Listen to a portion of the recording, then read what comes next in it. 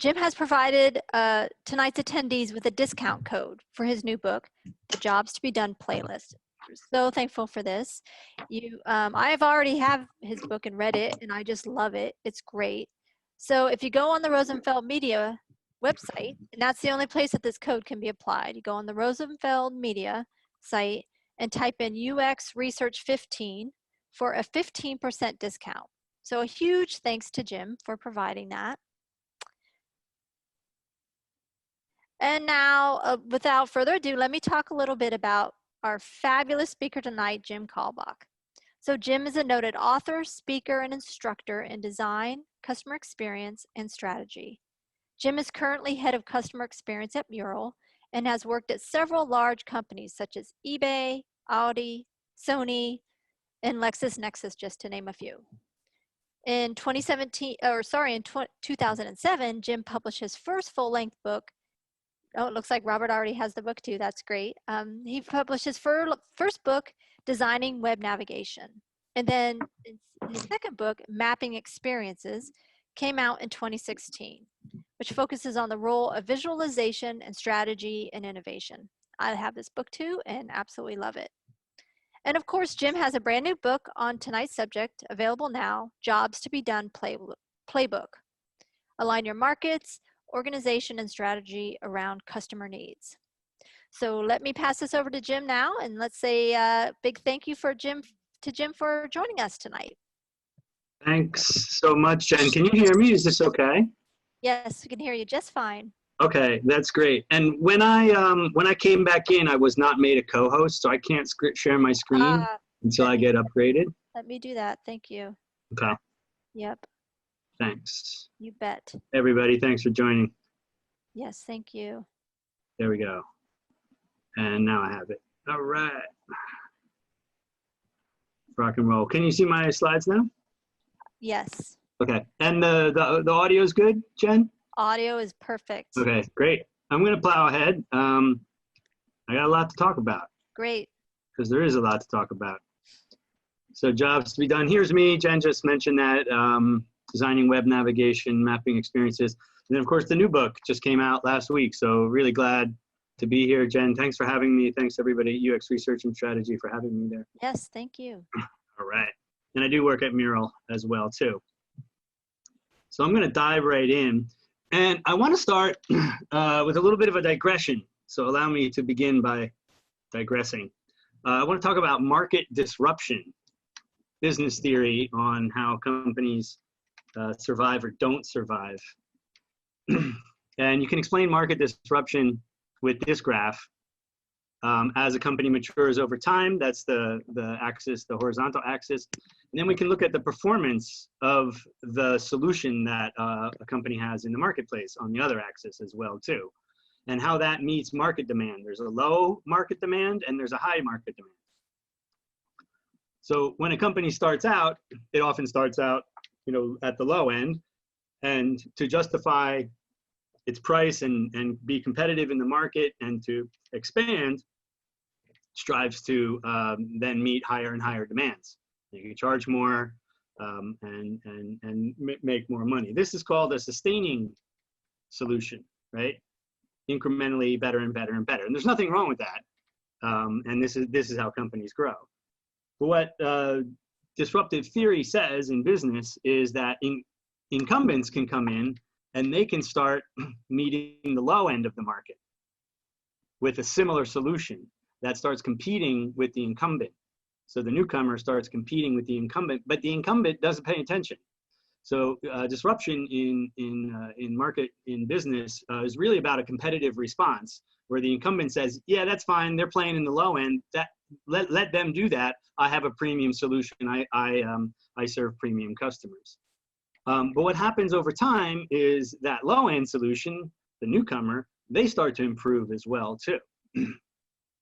And then eventually they start eating, you know, the business of the incumbent. There's lots of examples. It's a lot more complex than that, and there's partial disruption, and there's different types of disruption as well too. But in a nutshell, that's what market disruption is. When you have an incumbent that increases the performance of its solution to justify higher and higher prices, and then a newcomer comes in with it's a cheaper and a less powerful solution. Let's just be clear about that too. Disruption is about offering a cheaper and a less powerful solution that's just good enough to meet the low end of the market, and the incumbent ignores the low end, and eventually they get disrupted. Lots of examples of disruption. Again, there's partial disruption and all kinds of flavors there, but we can look at encyclopedias by Wikipedia. I remember when Wikipedia wasn't even a thing yet and just started coming out, and the Encyclopedia Britannicas were saying yes, but it's not vetted information, and things like that. MP3s, digital photography, budget airlines. Telephone, VoIP, Skype really, didn't only disrupt the WebExes of the world, it actually disrupted, long distance telephone companies as well too. At the heart of the matter, according to Clayton Christensen, who came up with the theory, which he wrote in The Innovator's Dilemma, his famous book, and at the heart of the matter, which he talks about in the Innovation Solution, is what he calls jobs to be done. So modern jobs to be done comes from a famous Harvard business professor, Clayton Christensen, who recently just passed away, unfortunately. Very sad. A phenomenal figure in business in general, and I recommend both of these books actually. But chapter 3 in The Innovator Solution, he introduces the theory of jobs to be done as underlying and explaining his theory of disruption and how to guard against it. It's basically that incumbent loses sight of the jobs to be done and starts concentrating on its own capabilities and its own features in the sustaining type of innovation. Somebody comes in and gets the job done, worse, actually, cheaper, lower performance, but meets the low end of the market, but then it continues to improve. So again, most modern references of jobs to be done point back to Clayton Christensen and to his theory of market disruption. So my definition of jobs to be done, inspired by Clayton Christensen, lots of others who have come after them. Another point too is that jobs to be done is not new. I hear that a lot as well too. It's decades old and has a theory behind it that's decades old, and lots of practitioners as well too who have been around for 2, 3, and even more decades as well too. I've tried to absorb as much of that as possible, particularly from my UX standpoint, my design standpoint, and understand it and make it relevant for us. And that's what I hope to do here today in the talk. But here's my definition of jobs to be done. I see it as a process of reaching an objective. Sometimes people say, isn't that just a task? I don't think so. I think it's more of an objective, but it's also the process around the objective that I think is really interesting to understand. We'll talk about that in a little bit. But it's within a given set of circumstances as well too. So we want to look at the context in which somebody wants to reach an objective and the process behind that. It's not about demographics, not about brands or solutions. We're going to go over that a little bit too. But it's a theory that predicts why people hire. In jobs language, we often talk about hiring a product or a solution. Why do people pull products or solutions into their lives? And it's a theory that basically says they want to first and foremost get a job done. Gets complicated, more complicated after that. But basically, it's a theory of why people pull solutions into their lives. And again, it actually comes from disruption theory from Clayton Christensen, famous business professor. And what it allows us to do is to have a technology independent view of the solutions and the products and services that we have that's stable over time. So if we take a broad job, super broad job, like listen to music, the technology has changed over time, from a phonograph all the way to an MP3 player, all the way to Spotify, right? But the job has stayed the same. So what jobs to be done does is it gives us a language, it gives us a framework for understanding the objective independent of the technology. So the outcome independent of the means. And there's actually a forcing function, and I promote that highly in my workshops and in my book as well to not mention any technology. And that kind of future-proofs your view of things. So we say listen to music, I can map that out in the process of listening to music, and the technology may come and go, but my understanding of listening to music may stay the same. Another point that I want to make before I take a quick break here, Jen, is that jobs to be done is not a design discipline. It doesn't come from design. It comes from business. And that's what struck me when I first came across it. It was actually in 2003. I read an article by Tony Olwick that was published in 2002 in the Harvard Business Review. And I was reading it, and it had just a brilliance and a clarity to it. But he was basically talking about a lot of the same things that we talk about in human-centered design, back then, UX, looking at, market needs. And I thought, this is absolutely amazing. And it's coming from the business community. And as such, I think Jobs to be Done has a broad applicability that we can look at, jobs to be done informing company strategy and strategists and business development inside of a company by deciding on a direction of the company based on market needs. Marketing teams can use Jobs to be Done to come up with more relevant language in their campaigns. Sales teams can use Jobs to be Done to get at, impact of if they do impact selling while they're doing discovery. Product teams can use it to prioritize features and capabilities. Customer success, where I am now, I use it, to look at the desired outcomes when I'm planning an account. Support teams to get, deeper into customer issues, even HR teams to look at how their companies are organized, right? So for me, because Jobs to be Done doesn't come from any one discipline, it can be used across the organization as well too. So I want to make a couple of points. I'm just gonna make 3 points throughout the talk, Jen, and I'm actually gonna I'm gonna go over and I'm gonna tweet this right now while we're talking. Oh no, didn't work. I had it all planned out. It's a scheduled tweet, right? That might not work.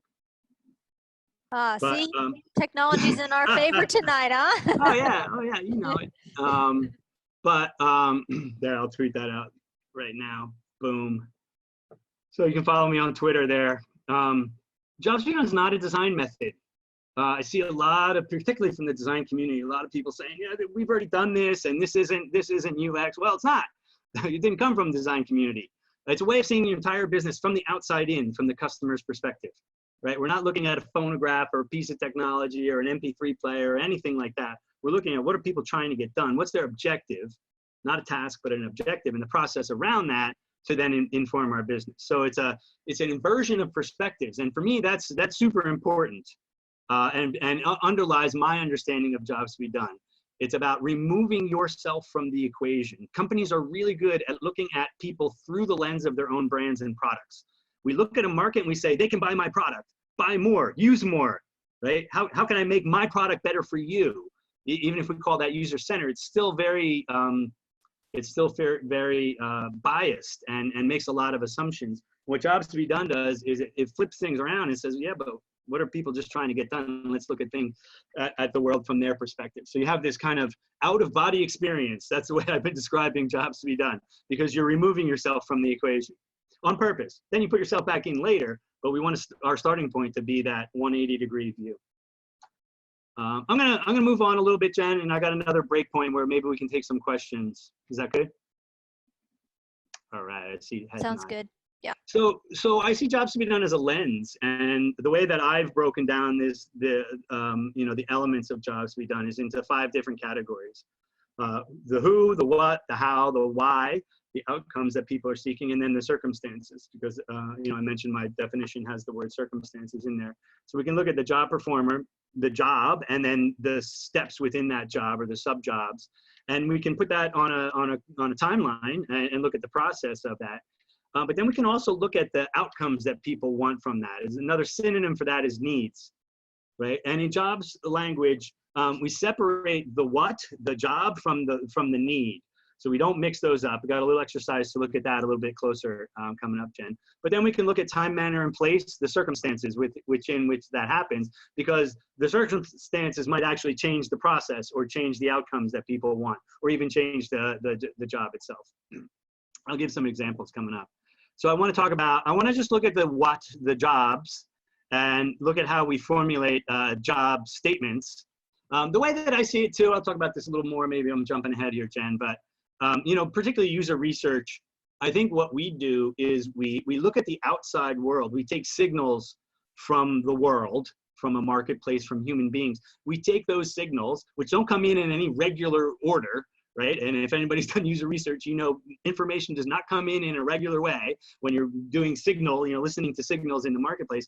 And we make order out of that. We put some kind of framework or some kind of categorization or schema on top of that. We normalize that, so then we can come up with explanations and models and theories, right? And what jobs to be done is the language. It's basically a big filter. Actually, if I go back to this slide, this is just a big filter that you're listening to the outside world, and you go, oh, that's a job, that's a step, that's an outcome, that's a circumstance, and you put things in the categories. Once you do that, then you have building blocks, and you can do lots of things with it. And that's basically what the book is. It's basically a collection of things that you can do with jobs. Once you've observed the outside world and categorized it, then you can do all sorts of different techniques. But at the heart of it is this rigor around the way that you formulate a job statement. So if we look at the what you don't want to do is reference any technology, solution, or method, right? So agile is a method. Even simple things that you wouldn't think are technology are technology. We remove all of that. We also separate the what from the why. So the jobs from the outcomes, we separate those. We don't mix those together. I'll show that in a second. You also want to break things down into the smallest building block that you can, and don't have compound topics.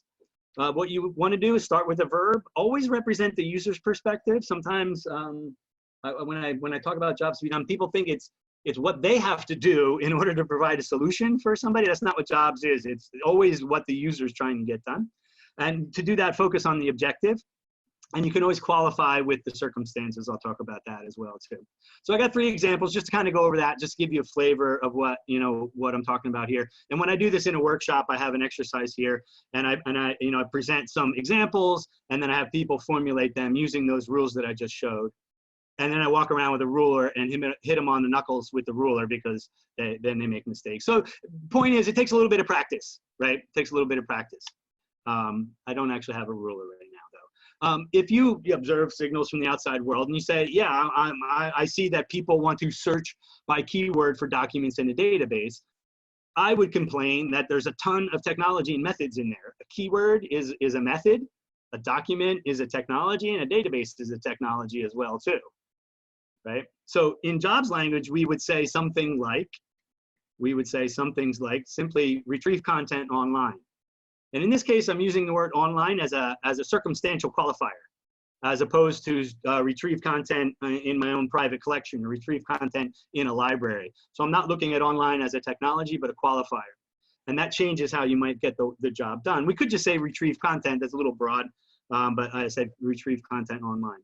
Find the cheapest airfares quickly. The problem that I would have with that is the word cheapest and the word quickly. Those are desired outcomes. And like I said, we separate the outcomes from the job. So what you would do is you would say, just find airfares. That's the job. And I want to understand the process of that. And then I have another motion where I look at cheap and quick and all the other things that people want to get done. In fact, there's probably a lot more than just cheap and quick.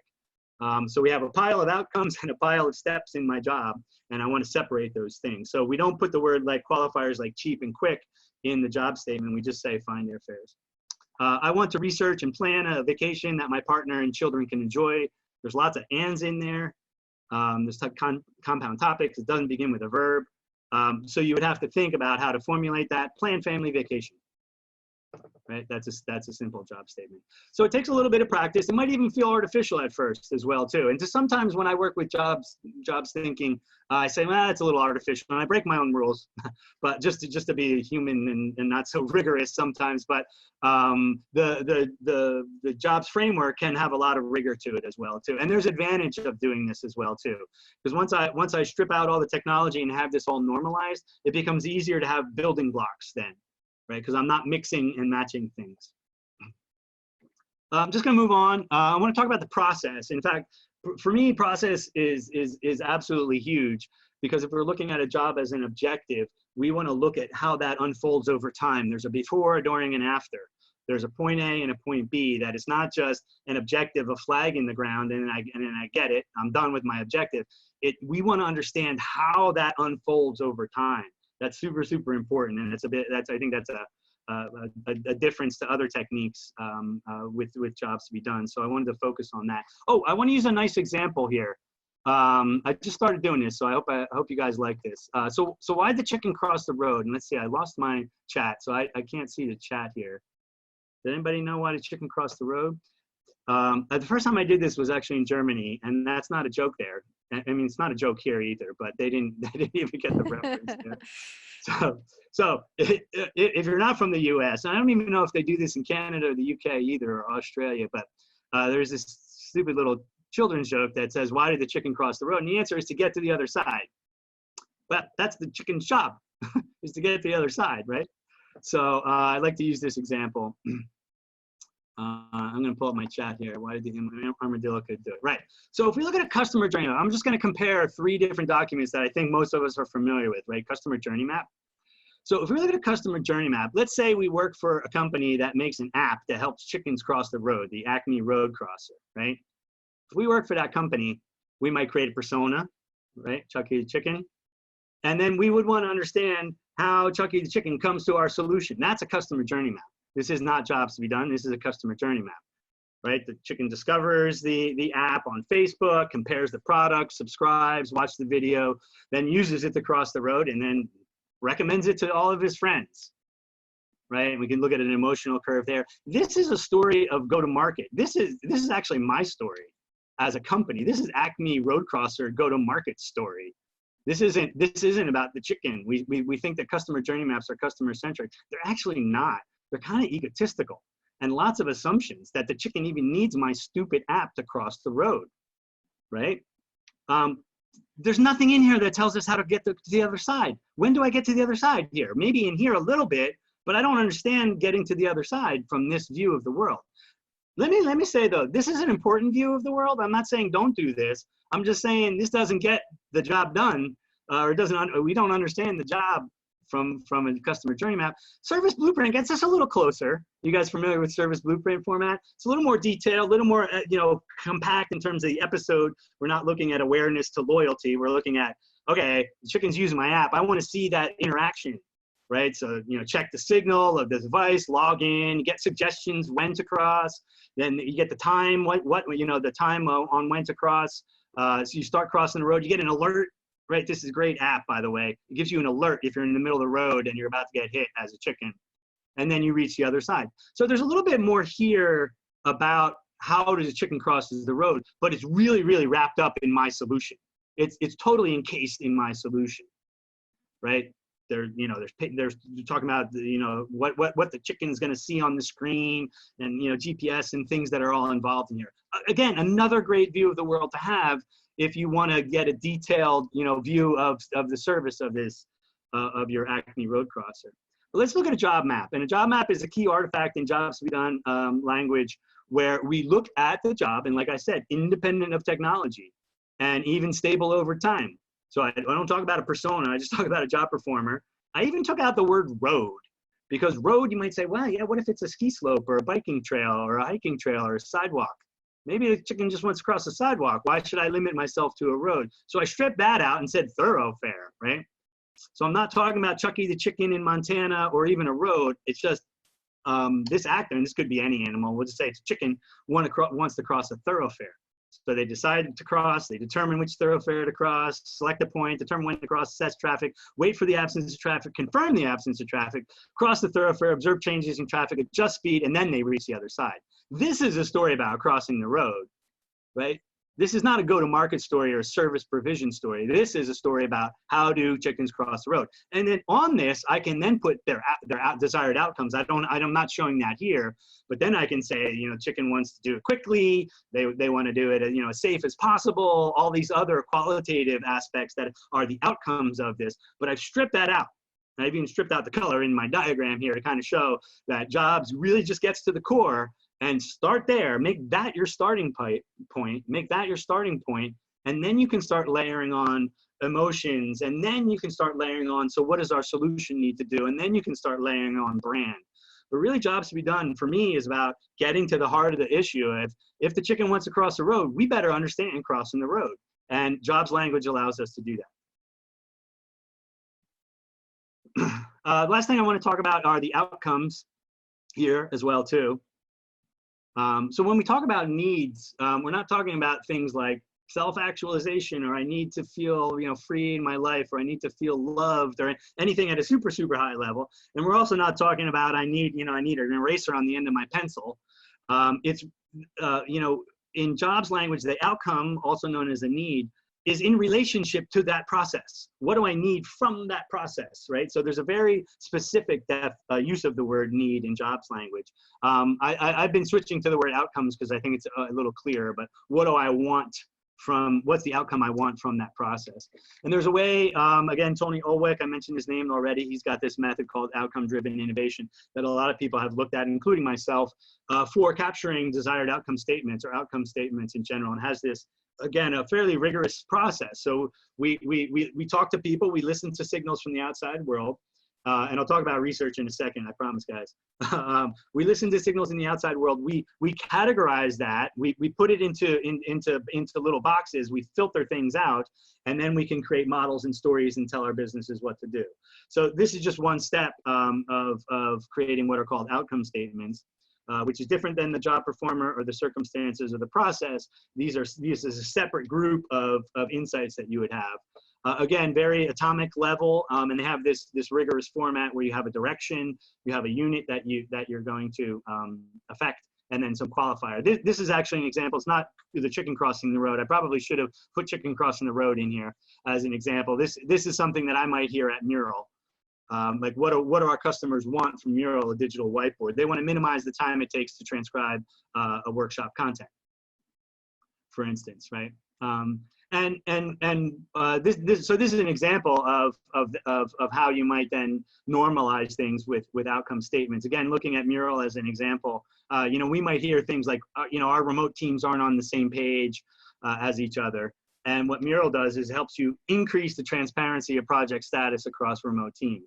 So this gives us a normal pattern for again, listening to signals from the outside world. The big point I want to make is that we treat the outcome separate from the process. So it's not mixed up. That these kinds of qualitative, like transparency, or in the case of the chicken, speed and safety, that wasn't mixed up in that job map that I showed. It's separated out. So just a quick example here. When I was working at GoToWebinar, my past company at Citrix there, I was working with Catherine Papadopoulos. She's a researcher at Google now, really great researcher. The process that we did is we looked at we tried to uncover the job process and the outcomes through interviews. So Jobs to be Done is based on actually very, very intensive research, because you want to be as comprehensive as possible. And I've done some of the deepest research that I've done using some of these methods. In this case, I think we talked to 20 or 30 people for an hour or two each. It was a ton of qualitative research. You don't make up jobs and they don't come to you. You have to go out and hunt jobs. And if I got a bunch of user researchers on here, I think you guys kind of know what I mean, is you got to be listening for it and probing in a way that you can identify them, but people don't speak in the language that I just showed, right? So you got to go find those. And what we did is we had these outcome statements that we derived from our qualitative research, and we used the format that I just showed, and you can see in this Excel sheet here on the left side, those were all the outcome statements that we collected from our user research. And then she actually did some further interviews with 6 people to validate them, just to make sure that we heard them the way that we think we heard them. We made a few tweaks, but we were pretty spot on, actually. And then what we did is we actually ran a survey. So that was the qualitative part of the research. And then what we did is we ran a quantitative research, and we actually surveyed people, and we asked them for each one of those outcome statements, how important is this to you, and how well is this currently being satisfied? So we had a scale of 1 to 10 on each of those. And then what that does, importance versus satisfaction, is it gives us the ability to find unmet needs. So something that's important but unsatisfied is an unmet need. And again, this is taken right from Tony Olwick's outcome-driven innovation, but it mixes qualitative research with quantitative in order to come up with targets. Which of those outcomes? So when I showed that example of, find the cheapest airfares quickly, how do we know the cheapest and quickly are the most unmet needs that people have? Maybe there's something else. Well, do qualitative research, uncover as many as you can, and then do this type of survey to kind of pinpoint which ones actually are the most important to people, but not satisfied. And this helped us inform the roadmap. I was working on the steering committee at the time for GoToWebinar, and we took some of this information in. It wasn't the only thing we had, so I don't want to say like we're starting from a blank sheet and the product roadmap had nothing else to inform it, but it did nudge things and it did confirm a lot of things that we were already doing. We were talking with the marketing team as well too, and helping, you know, recast the way that we were talking to the market. And at the time we were looking at pricing and packaging and which features were we going to charge for. And this helped us make some of those decisions as well too. So we had, again, we took that research and qualitative and the quantitative, and then we took this back to the team, and it fed into other data points that we had, but it contributed to our decision making. Those were the top unmet needs that we found. So just wanted to show that as an example. Here's another point that I want to make. It's a structured and it's a common language for understanding market needs, people's desired outcomes, but across teams and mental lines is too. And I think that's a really important point. I kind of made that point already, but I wanted to kind of reinforce that jobs to be done doesn't come from design, and because of that, you can use it in different ways with different conversations and different teams and people. I think I just tweeted that out. I'm going to take a quick pause here. I have not been looking at the chat or anything like that, like a good speaker should. So yeah, I don't know. Okay. Did I lose everybody? No, they're here. Okay. We're here, Jim, and we do have some questions coming in. So do you want to take a few? Let's just take a couple. Yeah, I still got some more to go, but let's just take a couple and then I'll continue. Okay. So one question is how to share more on educating stakeholders on the user goal versus the business goal. What are some tips that you could kind of get those, I won't call them stubborn stakeholders, but you know, that they just can't get in that mindset of outside of their product and into the user?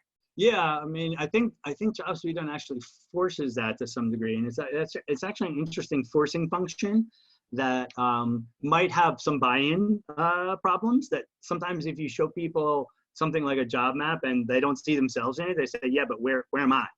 what about me? And I think, you know, from my standpoint, I like to think about a lot of this stuff that I'm going to show, particularly in this next part here coming up, Jen. I like to think of a lot of this as a way to engage others. So what I try to do is not just present them with the job map, but immediately engage them in an exercise that then overlays their business back onto that, right? So if we had the job map of the chicken crossed the road and the Acme road crosser, what I would say is, where do we perform best? Where do we support chickens the best with our solution from the view of the chicken trying to cross the road? And then you can overlay your business back on top of it. But you want to do that. You want to do that as quickly as possible, because you don't want those stakeholders to get lost in some abstraction, right? Because Jobs to be Done is an abstraction. It's not the outside world. It's not the signal from the outside world. It's our model thereof, right? And if an organization can't find itself in that model, then you need to make sure they can find themselves in that model and start the conversation. I have some examples of that coming up. Okay, great. One more here for you, Jim. The question is, what if the job to be done is a job the customer didn't even know they had a need for until the opportunity to have it performed was pointed out to them? Yeah, that's a great question. There is some debate whether people, is it that people have all these needs and you need to go out and cover them, or does your solution cause a new need, right, that they didn't know they had before? I'm a little bit on the fence on that. I'm not, there are people on both sides of the fence there, but I'm not convinced that people just have these needs, that the solutions that we introduce might then cause a new need that they know they didn't have as well too. Or we might be able to generate a need that they didn't know they had before either. That we can, as innovators, we can actually create a need that wasn't necessarily there before. What was the original question though? How do you distinguish between? Well, how do you, like, they didn't know they had a need until you showed them. Right. Because you probably have your product in mind, right? Right. Yeah. Like kind Right. of maybe leading the witness a little bit. Like, Right. oh, by the Yeah. way. Yeah. You don't want to lead the witness in jobs to be done. But I'm also a pragmatist, and I know that yeah, if you think that's the case in your whatever discipline or field you're in, then you can lead the witness. But try not to, try to stay true to what I was just saying, and then maybe you can say, yeah, but what if you had this, and then oh, well, then what I need is different. Try not to as much as possible. And so there's this black and white line that you can draw, but there's also gray tones in the middle there as well too. And I like to embrace a lot of gray tones. Anyway, so. Well, yeah, that makes sense. Sometimes you do your initial interview and then you follow up like, oh, Yeah. by the way, did you know this? Right. Oh. Exactly. That's exactly right. Yeah. Yeah. I'm going to move on, Jen. Happy to take more Perfect. questions. Thanks for them coming in. Catching a little bit about this going on. Let's talk about user research. I've done a lot of user research, although I've never had a dedicated user research role. I've done a ton of user research, and to some degree, my last book, Mapping Experiences, is kind of the outcome of a lot of the work I did in doing user research. And here's how I break it down. I don't want to argue about this, although you can in the chat if you want. But I've already said this. We observe the outside world, and I don't mean observe with a small O. This is with a big O. Like whether it's interviews or surveys or focus groups or actual observations, we take in signals from the outside world, and we have some kind of mechanism that synthesizes them. Finding insights, need statements, design thinking has their point of view. There's lots of different methods that we can extract from that messy signal that we get on the outside. We put it into categories and we create models in some kind of synthesis. But again, and from my point, the reason why we do it is because we want to engage people. And whether it's engaging them with a report or some recommendations that we have, or a persona or a journey map, those are all engaged. And for me, those are all conversation starters. Those are all catalysts for conversations, right? So I very much see engaging as part of user research because we don't want to just write reports and then send them off as a PDF in an email and say, hey, read this, what do you think? It doesn't get very far. So let's just talk about observe. So what I want to do is I want to talk about jobs to be done at each one of these modes. It's not even a phase, it's a mode of thinking, right? There's this, I call it jobs interviews, but there's a way of interviewing people with qualitative interviews that's open questions where you can focus on the process. But it's a very open technique, and if you've ever done this type of qualitative interview, you're not asking questions from a list. You have a couple of keywords and themes that you might want to get at. When you're hunting jobs by talking with people, you want to focus on the process. So you want to frame the conversation, say, hey, we're going to talk about crossing the road, right? So you got a bunch of chickens that you're talking to, or one at a time, let's say. How do you get started? How do you get started crossing the road? And you might say, well, what did you do before that? Because often people don't start at the very beginning. They start kind of in the middle of it. So you might say, what'd you do before that? Okay, what'd you do after that? What'd you do after that? What'd you do after that? So it's a lot about uncovering that process and kind of digging as much as possible. But to get to some of those needs and the outcomes, I should say, you want to look at the pain points and the workarounds they have. You also want to ask them about the feelings that they have while they're executing the job, because we can capture feeling as an outcome statement. I want to feel safe while I'm crossing the road, or feel safe while crossing the road. That's an outcome that a chicken might have. I don't know. I've never actually asked chickens about how crossing the road, Jen, but I assume they want to feel safe, right? So that would be an outcome, right? Yeah. So I want to understand how you cross a road, and I want to understand how you feel, what the outcomes are, what your needs are, functional, social needs, emotional needs. And one thing that I've used before in general in user research is what's called the critical incident technique. I'm not sure if people know what this is. Before I talk about that, this is a lot like contextual inquiry. So if everybody's going, is this kind of opening the interview that I do in contextual? Yeah, it is. But you have something very specific you're looking at, the process, the steps, and you want to try to find the outcomes that people want as well too. But it's very similar. In fact, that book, the contextual design book, I have it up there. They talk about understanding people's work. It's actually very, very close to jobs thinking. If you ever read contextual design, it's a lot of it overlaps with jobs thinking. The unfortunate thing, or fortunate thing, depending on how you look at it, of that book, it ends with software design. So it's a great book and it talks in job, but it ends with building software. So if you're a strategist or a salesperson or a marketing person or customer success, you're probably not going to buy that book and pick it up and read it. And that's why I like Jobs to be Done, because it's like contextual inquiry, but it could be used by anybody. The critical incident technique, it's a specific technique where you avoid people generalizing. You don't want the chicken going, yeah, I like to cross the road when it's not raining, and they just talk in general terms. And if you've ever done user interviews, you know that people like to talk in general terms. So what the critical incident technique does is has 3 steps. You ask for a past incident that was particularly good or bad. I usually focus on bad. So tell me the last time you were crossing the road and everything went horribly wrong. And then you say, what happened? Describe those steps and those flows. And then you say, what did you expect? What should have happened? And it's a way to stop generalization and to focus on the job of crossing the road, and then you can start deriving process from that as well too. So critical incident technique is something that I like to do anyway, and I think it fits in with jobs interviews. Anyway, job interviews a lot like contextual inquiry. Jobs don't pop out of the woodwork. You got to go find them. And it's a lot of the qualitative research that many people on the call are familiar with already.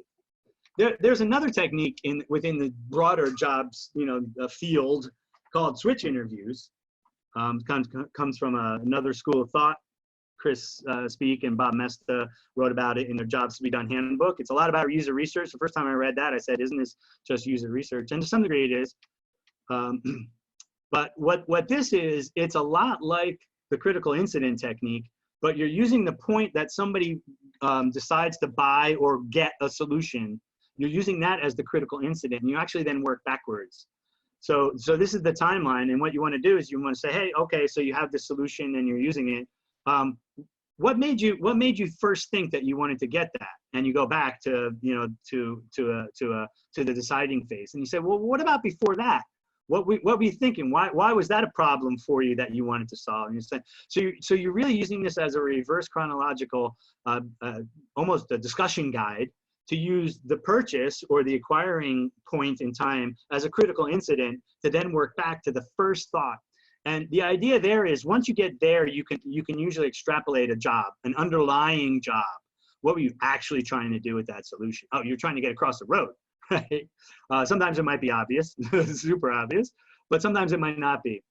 So the switch technique is another interviewing technique that you can use to kind of derive or get to the job. It starts with a concrete solution, which a lot of us probably have products and solutions on the market. So this might be a nice first place to start, actually, because you can use that as a critical incident and then go back to that first thought and remove yourself from the equation once you get there. You can also use this to understand why people churn or why people cancel as well too. Instead of using the critical incident of purchase, you can say, why did you, and I work for a SaaS company, so why did you cancel? And then go back, and you find some very, very interesting things once you go back further than, oh yeah, I just canceled. Well, it's not why did you press the cancel button, it's what were the things that led up to that, going as deep as you can. So there are some specific user research techniques, mostly qualitative interviewing, that resemble a lot of things from user research that we know, like contextual inquiry. But to synthesize things, you can create a job map. I showed a job map before. And for me, if you're going to do one thing, create a job map. I'll just say it. I said it, Jen. You can hold me to it. If you're going to do one thing, jobs to be done, go out and create a job map. Because there's lots of things you can do with that. I'll show you an example in a second. But there's also this format called job stories. The guys at Intercom actually invented this, but then Alan Clement, he's got this article called Replacing the User Story with the Job Story. So this looks a lot like Agile. If you know Agile, you have this notion of a user story, which is as a user, I want to do this so that. But instead of, and those are usually just made up, and presumably these would be based more on user research. But the idea is to use this format, which really focus more on the steps and the circumstances. So when I'm in this situation, I want to, and what's my motivation? And I see that as a product requirement, or it can be interpreted as a product requirement, so that I can desired outcome statement. So if we look at my 5 elements that I had, the step and the circumstances you can pack into that first part of our little Mad Libs here, and then the outcome is the last part. And the middle part is a little bit more free form.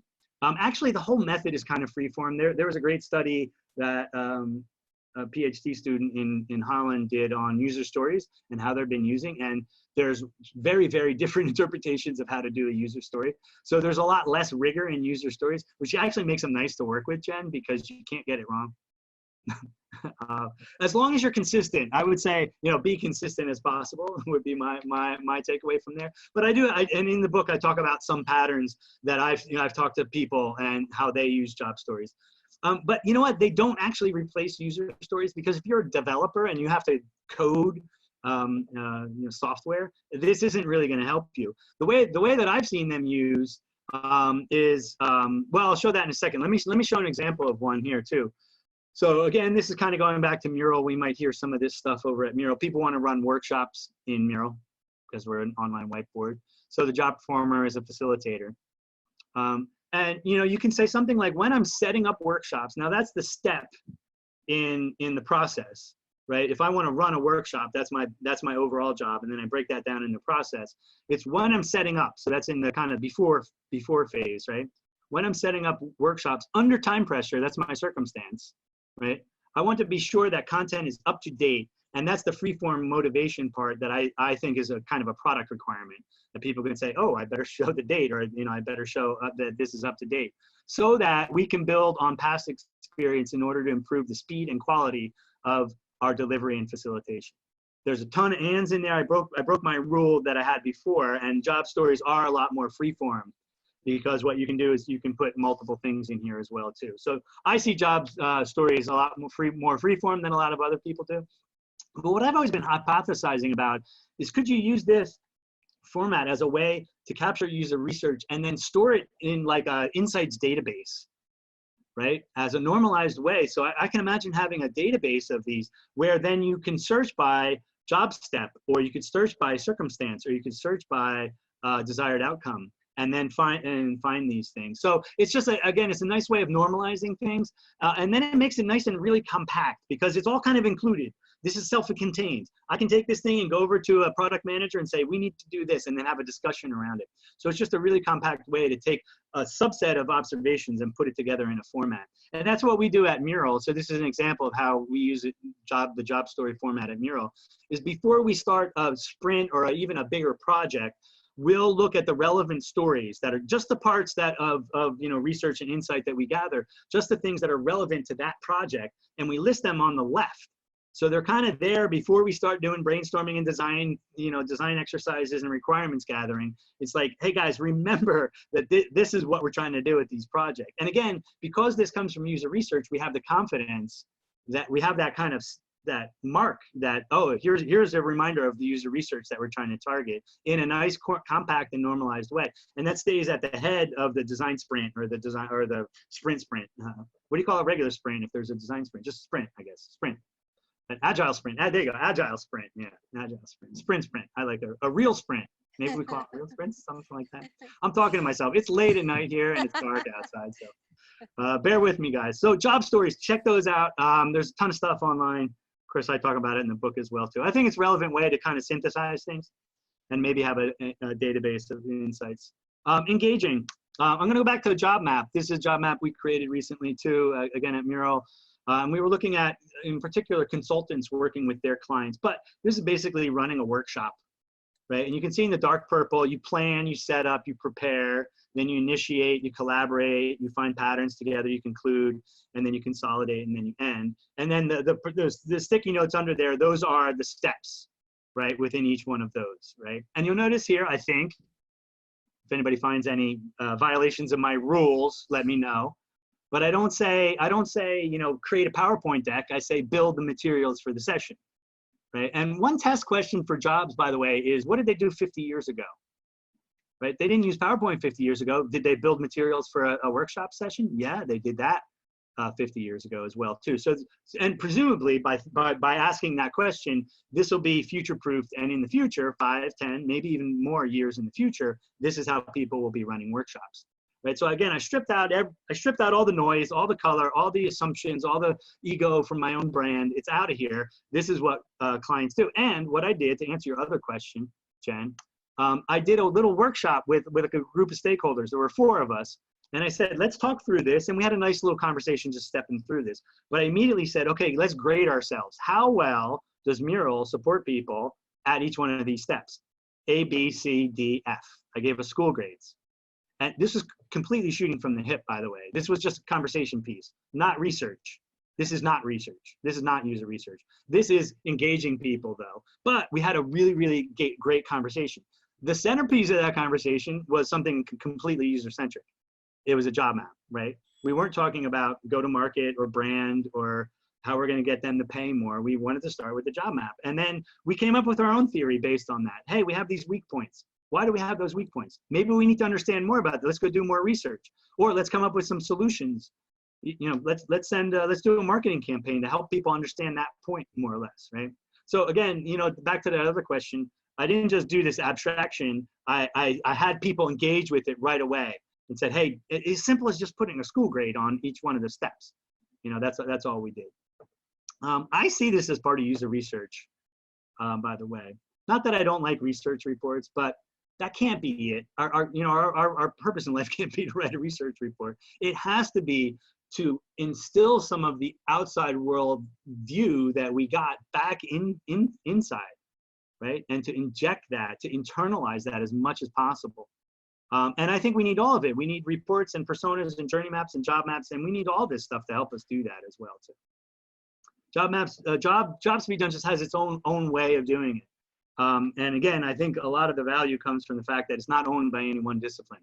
It's not design thinking or you know, software, contextual design for software, for building software. It's something that a marketing person or customer success person can walk up to. Oh, and by the way, I mentioned those disciplines because a lot of people in customer success and marketing and sales even are looking at Jobs to be Done to inform their disciplines.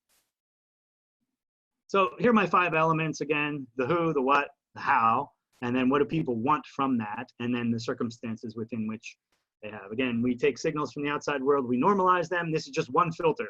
You can put this in here, sift it, boom, and out the other side comes these individual elements that I can then build a job map with, or I can build job stories with, or I could do a survey on the outcomes, and I can do other things with these once I have everything sorted and separated. So Jobs to be Done, it's a broad field, and it overlaps with existing techniques. Again, for my money, contextual inquiry and contextual design is like one of the closest things to jobs that I know of, actually. But I think it can amplify and it can extend our work in new ways. And part of the new ways, I believe, is by allowing other teams and departments and fields in our businesses to participate as well too. It's equally. And there's not this inherent ownership that we own this and you can step into our world. It's, hey, Jobs is out there. You guys can understand it as well too. So just to kind of summarize, here are some principles. These are in the book, of course, as well too. I think I might have no, I don't have a blog post on this as well too. But here are just some underlying thoughts here to leave you guys with. People want to get their job done, not interact with your brand. Chicken wants to get across the road. Doesn't need the Acme road crosser to do it. Make that your starting point, right? That's all. It's so Jobs to be Done is almost a process. It's like start there and then work back towards your brand. Yeah, of course you need a brand and a solution, but don't make that your starting point. Make the job your starting point. And jobs are stable over time, even as technology changes. And people seek services that get more of their job done quicker and easier. And if you make the job the unit of analysis, I think it focuses user research. And it helps us focus on process and outcomes in particular. And Jobs to be Done is not limited to one discipline. It can be applied across the organization. It doesn't come from design, it comes from business thinking. So our business stakeholders, they should be aware of some of these things anyway. Here's some books on the topic. Of course, I don't have mine on there yet. The Innovator Solution, I mentioned it. Clayton Christensen wrote a whole book called Competing Against Luck on that. Tony Olwick influenced me a lot. He's got 2 books, the Jobs to be Done book there. That's actually available free, as is When Coffee and Kale Compete. And the Wonker book, Stephen Wonker and Jessica Watman. I really like that book. It's a kind of an under-referenced book, I think, the Jobs to be Done handbook. And then the guys at Intercom, the company Intercom, They have a really nice ebook on the topic. That's what that blue blob there is in the bottom. There's no words on there as well too. But there's a lot that's been written on the topic. It's not a new discipline. It's out there. So I'm throwing another log on the pile here with the Jobs to Be Done playbook. Throw the log on the pile. So thanks for that. As Jen mentioned, user UX Research 15, and these slides. Oh, I forgot to mention that these slides are going to be available. But they are available if you go to bit.ly/jobsresearch. I just made that hashtag up, jobs research. I don't like it though, but there you go. bit.ly/jobsresearch. You can get these slides, a PDF of these slides. Great. So thank you, Jim. I see it's after 9 o'clock here. It's after 8 o'clock in Chicago. I don't think we're over time, are we? We still have a little bit more time. No, we have some time. A lot of questions have come through if you want to take a few questions. Sure. Okay, great. So I have a question about segments. You touched upon it a little bit. How much detail about the users do you collect from those segments? Do you collect, are the demographics important, or what kind of side information are you collecting when you do those segments? Are you trying to build like in the underserved versus overserved segments? Are you also saying demographics don't play a role? Okay. They don't. And in fact, if you read Clayton Christensen's work in the Innovator Solution, he talks about this too. He says, if you make demographics your unit of analysis, you're going to be creating phantom segments. A phantom in the sense that that's not how people see themselves, right? That's how we want to see them. The problem is getting data. That one reason why we look at demographics a lot and other types of data, company size, the demographic psychographic data, is because we can get it. It's really hard to segment by jobs at all. In fact, I've never really done it. I know it can be done. I haven't done it. Is you don't have that data. We don't know that unless you do a specific study to find that out. But even then, it's going to be limited. So it's really hard to segment by jobs data. Okay. Can be done. Difficult. Okay. So what are some disadvantages of jobs to be done? I think it can be academic and dry at times. Sometimes it's really, you go through these contortions and gyrations to take your fuzzy outside world observations and to fit them into the jobs framework, into this, even just formulating a job statement it can feel unnatural. And sometimes you feel like you're stripping out things.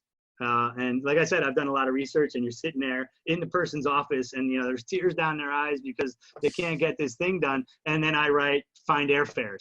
It's like, wait a minute, I think I'm losing something there. You can capture some of that in other ways, but it tends to be dry and academic, and then it becomes abstract as well too. And part of the reason why I wrote the book was because I wanted to make jobs practical and engaging as well too. So it can be done. Jobs doesn't tell the whole story either. So it's and like I said with that go to webinar story there too, like we wanted to create a roadmap and look at our marketing stuff and do our pricing stuff. There were so many other data points that they already had in there. It wasn't the whole story.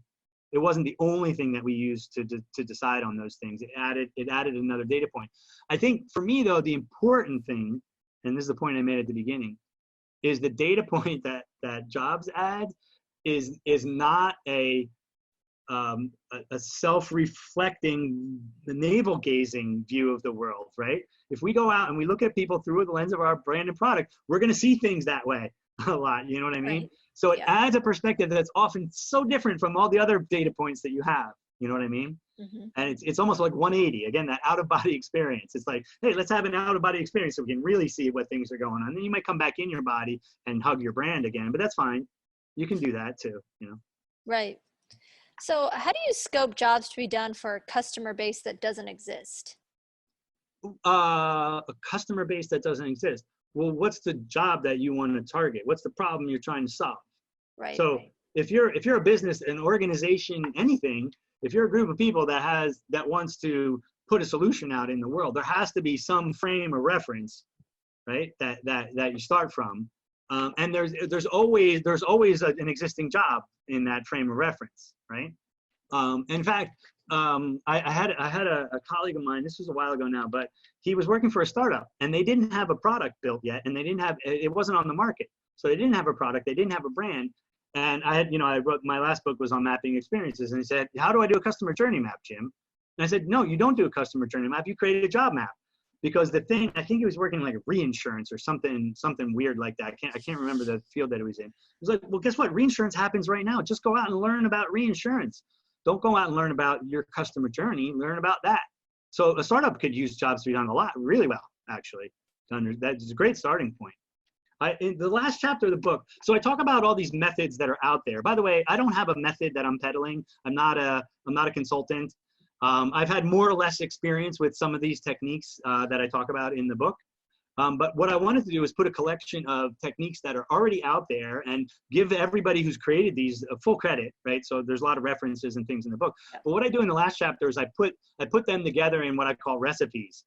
So if you're a startup, what would I say? It's not the only recipe, but like if you're a startup, how would I use jobs to be done? And it's like, well, guess what? You're not going to do a switch interview because there's no purchase. So you got to do jobs interviews, create a job map, right? And so then I talk about what collection of methods I would use in different situations. If you want to run a marketing campaign, what might you use? So that last chapter for me is actually key. That's a little tip for the book. Yeah, that is a great chapter. That's good. It's really helpful. Yeah. Okay. Yeah. Because I have my own circumstances at work, and it definitely pinpointed that. Right. So you mentioned a journey map. What's the difference between a job map and a journey map? So the journey map, I showed the journey map to Chicken. Right. Well, I mean, how are you using the word journey there? Are you doing customer journey map, or is a journey map different? Customer journey map. Customer journey map is a story about. I mean, it's right there in the title. It's a customer. You're looking at the individual, Chicken or otherwise. You're looking at that person as a customer of your product. It's by definition, you're seeing them as a consumer, and you're telling the story of consumption.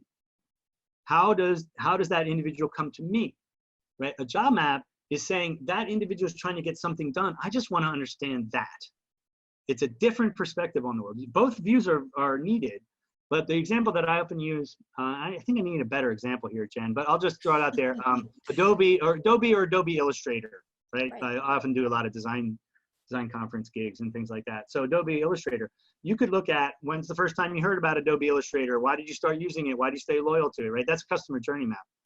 But you're a designer, you work in a design project, right? We could understand design projects. How does a design project unfold? And that has nothing to do with Adobe Illustrator, right? So it's a different view. It's orthogonal to each other. Right, right. Yeah. And like the jobs to be done is how they want to get it done. The customer journey map is how they are getting it done, in a sense. It's how more than that, it's how they're getting it done with your solution. The customer journey map is always through the lens of a single brand, right? Right. Yeah. Okay. Great. So what's the best way, you showed the mural where you had the grades and whatnot. What's the best way to share jobs to be done with the team? And like, you've been doing this research. Yeah. You want to share, like, how do you go about doing that? I think job stories are really good for sharing. That's why I like job stories, because they're kind of, it's a family pack. The fun size. It's a fun size. That it's this little nugget, and it's all self-contained. It's all right in there, and you can just say, here's an observation that is based on research, and I've encapsulated it in a fun-sized job story, and now I can share it with all my friends. Right? It's Halloween candy. You can distribute it. It's great. I think job maps are a little more involved, because you gotta tell a bigger story there and the research behind it, and then go through the whole thing. Right? It's a little chunkier. But you could do this, the engaging with a job story as well too. You can also create jobs-based personas, believe it or not, which look exactly like our friend Alan Cooper's goal-directed design personas. In fact, that's what I talk about in the book. So there's different ways, there's different outlets. Again, you observe people and all their messiness. You use my filter to sort and sift things, and then you can build up different models. A job story is a little model. A job map is a model. A persona is a model. And there's some other things you can do as well too. Great. So you mentioned personas, and that leads me to another question. Yeah. How do they work together? How do they Yeah. not work together? Meaning jobs to be done and personas. Yeah, it's a good question. I think in jobs, it's almost like the difference between like behavioral psychology and cognitive psychology, in that the fundamental starting point of that field of view is different. And I think in jobs, with jobs to be done, you're focused much more on the situation. That it's the situation. It's not, there's not some dispositional psychological property of a person that's going to make them behave the way they do. Rather, it's the situation they're in and the objective that they have, right? So there is a little bit of a shift. However, you can create jobs-based personas or goal-directed design types of personas as well too. I wouldn't necessarily mix them the way that you would like a persona and a customer journey map, though. And in fact, I've not been doing much with personas at all myself. So it's a good question. I need to think about that a little bit more. I wouldn't mix those too much haphazardly, though. So it sounds like, based on my question earlier, you wouldn't build personas based on what you've learned from jobs to be done. You could, but you might not. You don't. Sometimes you don't have to, right? And I took that little job map example that I took in. I said, here's what consultant. Nobody said which consultant. Like what's the persona of the consultant? I think you might lose some of the empathy, though, to be honest with you. So I think the role that, and I talked about that as a weakness of jobs to be done, that it sometimes is very dry and abstract. And the reason why you might bring a persona in is to just bring some of that empathy back in. You got a picture of the name. It's that tangible, way more tangible reference to the outside world, and that's engaging. To be honest with you, it's a more engaging discussion, I think, around a persona.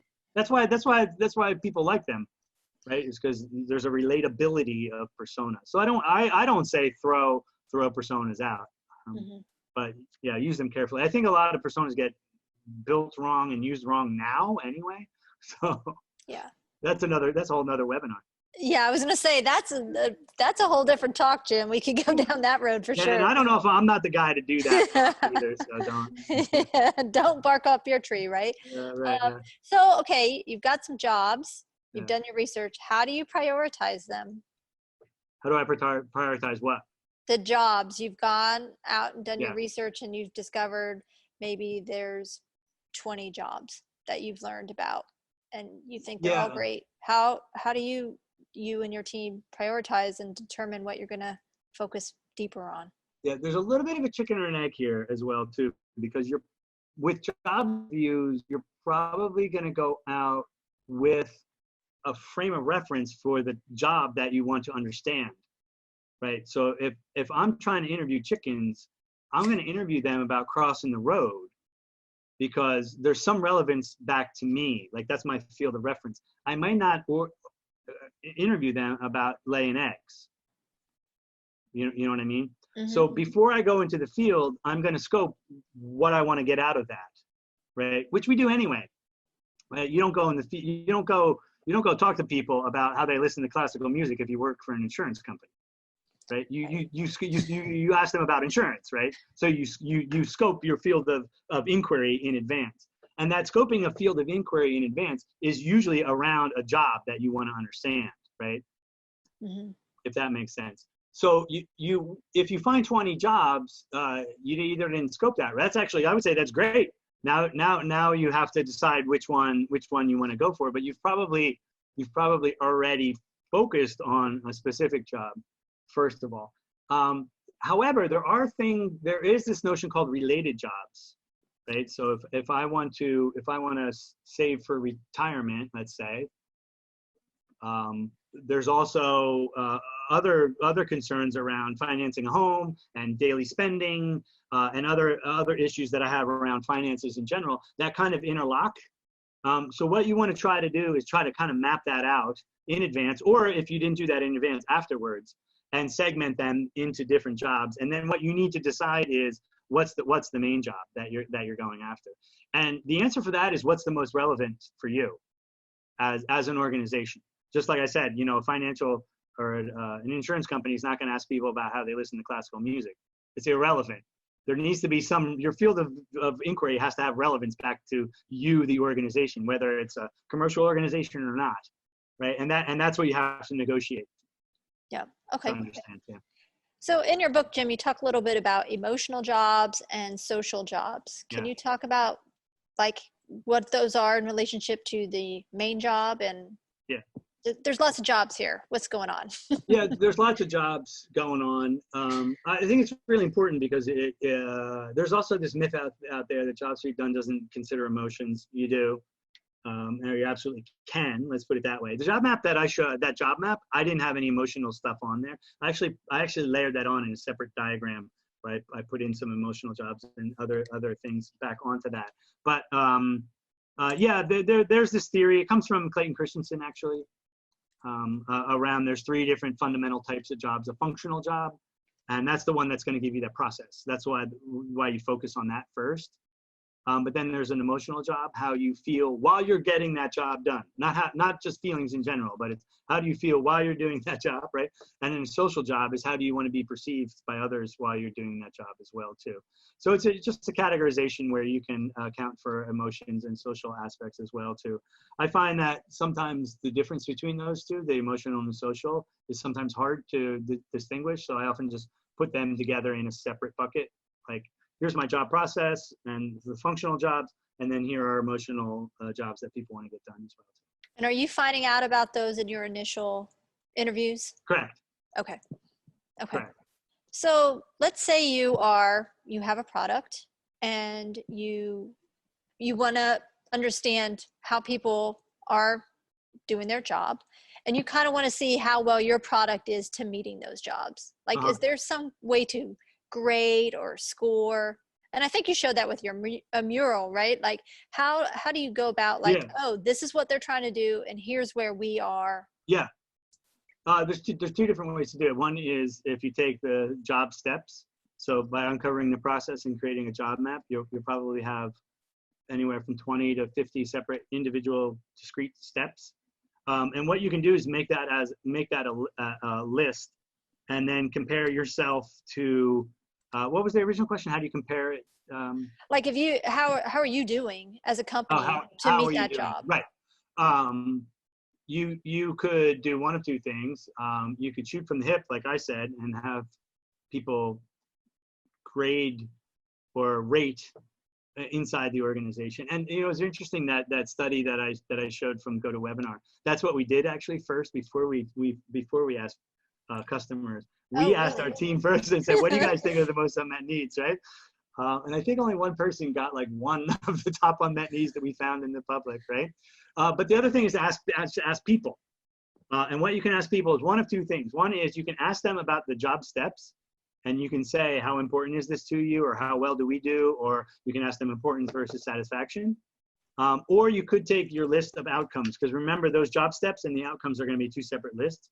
You can take those outcomes and also survey people on those as well too, either internally or externally. Of course, if you do it internally, it's completely biased and shooting from the hip. That's fine though, because you might just need a conversation starter, like I said, or a theory to get started, right? That's fair. Sure. So, okay. I don't want to keep you all night, Jim, but I could. But how about one more, sure. 2 more questions. One right. more is, so how do you determine if the jobs to be done is being applied in a manner that's producing results? So like, how do you know it's working? Results in terms of like helping my business? Correct. Yeah. It's a good question. And the example that I showed, I had a quote from a stakeholder that said, this really helped us. That's one way. Right? It's true. Right? No, seriously though, because you know, like I said, we observe the outside world, we synthesize things, and we have these models. And part of the test of the model is, does it help people have the right conversations, and do people get on the same page? Do they have the same mental model of the outside world? How do you measure that? I don't know how you measure that, but we do need to help our teams negotiate reality. That's what I call it. Because I've been on a lot of projects that start off and then you're into that project and you realize people don't have the same reality that I do, right? So we want to help people negotiate reality through our secondhand models and stories that we tell back into the organization. So for me, that's part of the success right there is, and what's the effect of that? Better decisions, more aligned teams, even more agile teams in terms of being nimble and being able to make decisions as well too. But there's an interesting case study in the book that I have from Vito LeConte, a researcher at Trulia, where he actually did some jobs research. And that was the basis for some features and capabilities that they launched that then were very successful as well too. So how do you tie that back specifically? That's tough calculus. That's a tough calculus. But you could say that project was successful because of the type of insight that he brought into it. Okay, great. So I've read your book, and I'm really excited about the method, and I'm ready to get started. And so I'm sure there's probably some other people on the call tonight that also want to know, okay, I'm digging it. How do I get started? What can I do to get started? Yeah, I mean, just get started. Just start somewhere, right? And I would say practice writing job statements. I would say actually just try to make a job map as a first thing. Do some research, even if it's for a hobby, and see if you can create a job map using my rules. Just on your own company assumptions without. You could try it. I mean, I just made a job map for a chicken crossing the road. You can do a job map for anything, right? That's fair. You know what I mean? But here's the thing, though. You're probably not gonna have a research project that's just we done research and I'm only going to do this one thing. It's probably going to be in the context of other balls that are in motion in your organization anyway. Just like I said, we had pricing plans and stuff like that, and it was a data point that came in, and we were doing research anyway. You know what I mean? Mm-hmm. So here's what you can do. Take a research effort that you have right now and go back to the data if you can, whether it's your notes or the transcriptions, and see if you can extract jobs and create a job map from it. Part of the problem is if you didn't ask questions in the right way, you might not be able to do that, right? But you can go back in and say, okay, I'm just going to approach my data and have it hit Jim's filters and see what comes out the other side. You know what I mean?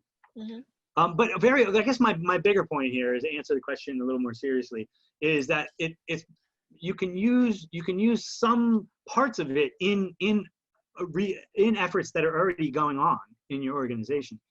And that's why I wrote the book that I did, and why I call it the playbook. And it's chunked up into individual things that can be practiced just by themselves.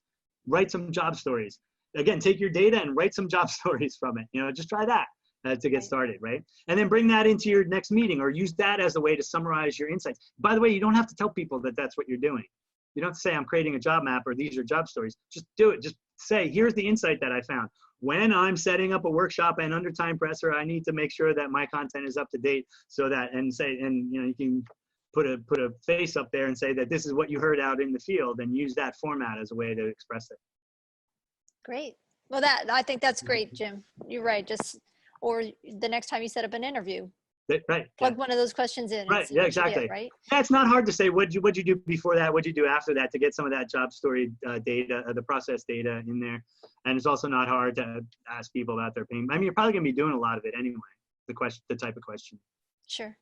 I see, Adam, that you popped on. Did you have a quick question, or just want to wave hi, or?